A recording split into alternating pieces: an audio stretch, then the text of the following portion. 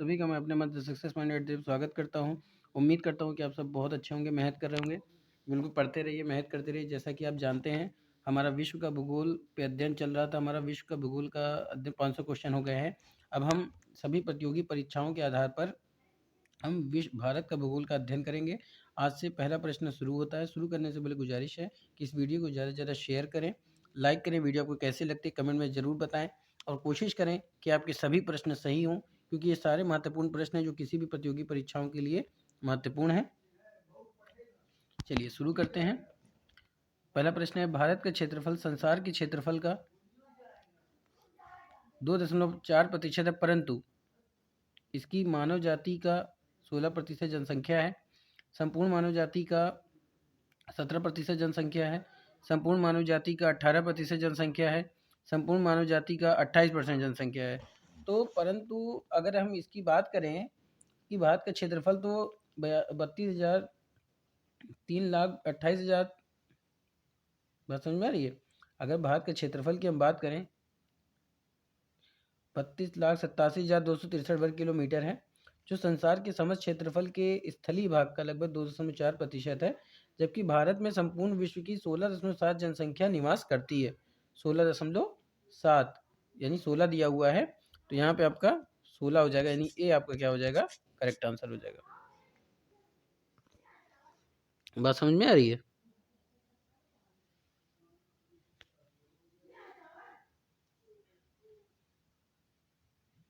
चलिए आगे चलते हैं। भारतवर्ष में लगभग कितने गांव हैं? 5 लाख, 6 लाख के ऊपर, 8 लाख, या इनमें से कोई नहीं? तो भारतवर्ष में लगभग आपके 6,30,000 गांव हैं। ठीक है, तो 6 लाख के ऊपर यानी कि आपका बी हो जाएगा आपका करेक्ट आंसर। आगे चलते हैं। भारतवर्ष आकार में विश्व का 5वां सबसे बड़ा देश है, 6ठा सबसे बड़ा देश है, 7वां सबसे बड़ा देश है, उपयुक्त में से कोई नहीं। तो भारतवर्ष आकार में विश्व का 7वां सबसे बड़ा देश है, तो सी आपका क्या हो जाएगा, करेक्ट आंसर हो जाएगा। सिक्किम से गुजरने वाला अक्षांश निम्नलिखित में से किस एक से भी होकर जाता है? राजस्थान, पंजाब, हिमाचल प्रदेश, जम्मू कश्मीर। तो सिक्किम से होकर जाने वाला अक्षांश जो होता है वो आपके किस एक राज्य से भी होकर जाता है, ये आपको बताना है। तो ये आपके जाता है राजस्थान से, तो ए आपका क्या हो जाएगा, करेक्ट आंसर हो जाएगा। आगे चलते हैं। जिस जिले से 70 डिग्री पूर्वी देशांतर रेखा गुजरती है वह है जोधपुर, जैसलमेर, धौलपुर या नागौर? बताइए। तो जिस जिले से 70 डिग्री पूर्वी देशांतर रेखा गुजरती है वो आपका जैसलमेर कहलाता है। कौन सा? जैसलमेर। तो बी आपका क्या हो जाएगा, करेक्ट आंसर हो जाएगा। आगे चलते हैं। कर्क रेखा किस राज्य से होकर गुजरती है? उड़ीसा, बिहार, उत्तर प्रदेश, आंध्र प्रदेश। तो कर्क रेखा जिस राज्य से होकर गुजरती है वो आपके पड़ता है आपका बिहार यानी झारखंड। तो बी आपका क्या हो जाएगा, करेक्ट आंसर हो जाएगा। आगे चलते हैं। भारत का एक राज्य जिससे होकर कर्क रेखा गुजरती है, जम्मू कश्मीर, हिमाचल प्रदेश, बिहार, झारखंड। तो भारत का एक ऐसा राज्य है जिससे होकर कर्क रेखा गुजरती है, तो वो आपका पड़ता है झारखंड से। ठीक है, चलिए आगे चलते हैं। डी आपका क्या हो जाएगा, करेक्ट आंसर हो जाएगा। निम्नलिखित नगरों में कौन कर्क रेखा से निकटतम दूरी पर स्थित है? अगरतला, गांधीनगर, जबलपुर, उज्जैन। तो जो कर्क रेखा से सबसे निकटतम दूरी पर स्थित नगर है वो आपका है गांधीनगर। कितना है? गांधीनगर। तो बी आपका क्या हो जाएगा, करेक्ट आंसर हो जाएगा। कर्क रेखा नहीं गुजरती मिस्र से।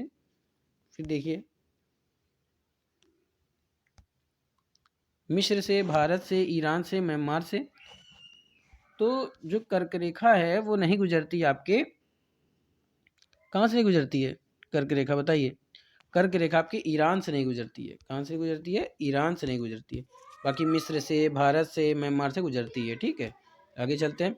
उत्तरी गोलार्ध में कर्क किस क्रांति के समय 12 घंटे का दिन होता है?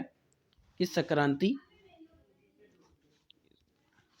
इसको संक्रांति कर लीजिए, इसको गोलार्ध कर लीजिए। ठीक है, चलिए। में कर्क रेखा, ठीक है, गोलार्ध में कर्क किस कर्क संक्रांति के समय 12 घंटे का दिन होता है कर्क रेखा पर, मकर रेखा पर, आर्कटिक वृत्त पर, विषुवत रेखा पर। तो जो उत्तरी गोलार्ध में कर्क रेखा संक्रांति के समय 12 घंटे का दिन होता है, वो आपका होता है विषुवत रेखा पर। किस पे होता है? विषुवत रेखा पर होता है। तो डी आपका क्या हो जाएगा? करेक्ट आंसर हो जाएगा। निम्नलिखित में से कौन सा भारतीय राज्य कर्क रेखा के उत्तर में स्थित है? झारखंड, मणिपुर, मिजोरम, त्रिपुरा। तो जो भारतीय राज्य जो कर्क रेखा के उत्तर में स्थित है वो आपका है मणिपुर। तो बी आपका क्या हो जाएगा? करेक्ट आंसर हो जाएगा। गुजरात की सबसे पश्चिमी गांव और अरुणाचल प्रदेश के सबसे पूर्वी छोर पर स्थित वलांग के समय में कितने घंटे का अंतराल है? 1 घंटा, 2 घंटा, 3 घंटा या 1.5 घंटा। तो गुजरात के पश्चिम गांव और अरुणाचल प्रदेश के पूर्वी छोर पर स्थित जो वलांग के समय है उसमें जो है आपके 2 घंटे का अंतर है। कितने घंटे का अंतर है? 2 घंटे का अंतर है। तो बी आपका क्या हो जाएगा? करेक्ट आंसर हो जाएगा।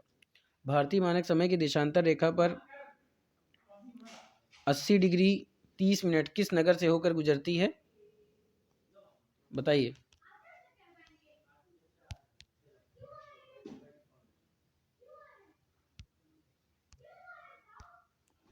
तो ये गुजरती है आपके नागपुर, दिल्ली, पटना, इलाहाबाद। बताइए। तो ये आपकी गुजरती है इलाहाबाद से। कहाँ से गुजरती है? इलाहाबाद से। तो डी आपका क्या हो जाएगा? करेक्ट आंसर हो जाएगा। भारतीय मानक समय IST निम्नलिखित स्थानों में से किसके समीप से लिया जाता है? इलाहाबाद, लखनऊ, मेरठ, मुजफ्फरनगर। तो ये लिया जाता है आपके इलाहाबाद से। तो ए आपका क्या हो जाएगा? करेक्ट आंसर हो जाएगा। इंडियन स्टैंडर्ड टाइम और ग्रीनविच मीन टाइम के बीच में कितना अंतर होता है? 5 घंटे 10 मिनट, 5 घंटा 20 मिनट, 5 घंटा 30 मिनट, 5 घंटा 40 मिनट।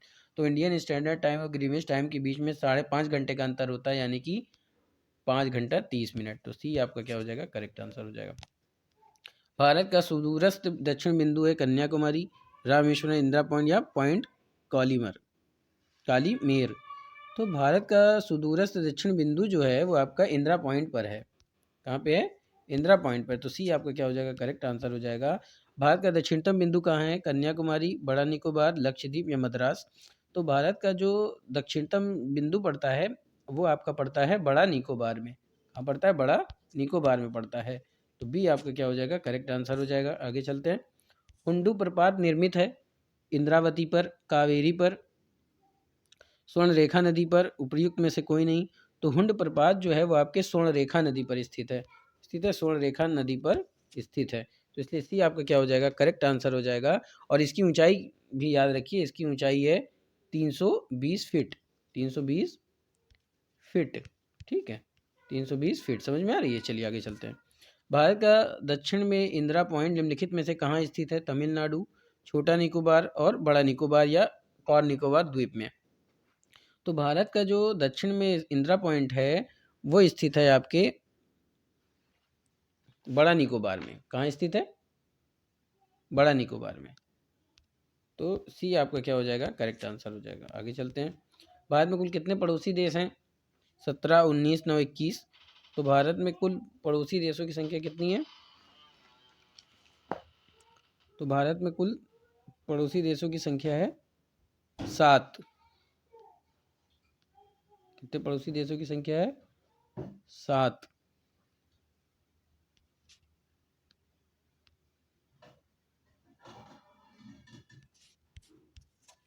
क्या है?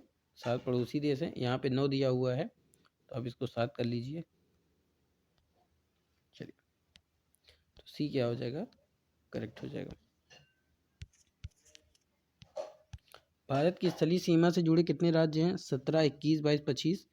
तो भारत की स्थलीय सीमा से जो जुड़े राज्यों की संख्या है वो है 17। 17 हैं। तो ए आपका क्या हो जाएगा? करेक्ट आंसर हो जाएगा।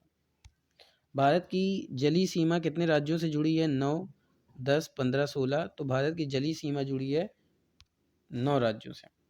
तो ए आपका क्या हो जाएगा? करेक्ट आंसर हो जाएगा।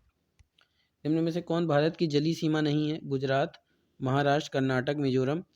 तो भारत की जो जलीय सीमा है उसमें आपका आता है गुजरात भी आता है, महाराष्ट्र भी आता है, कर्नाटक भी आता है, लेकिन मिजोरम आपका स्थलीय सीमा। तो डी आपका रॉन्ग हो जाएगा। तो इसलिए स्थलीय सीमा नहीं है, यहाँ पे नहीं पूछा है, इसलिए क्या हो जाएगा आपका? डी हो जाएगा। तो डी आपका क्या हो जाएगा? करेक्ट आंसर हो जाएगा। भारत की स्थलबद्ध देश नहीं है हरियाणा, दिल्ली, झारखंड, तमिलनाडु। तो भारत की स्थलबद्ध देश जो नहीं है वो आपका कौन सा नहीं है?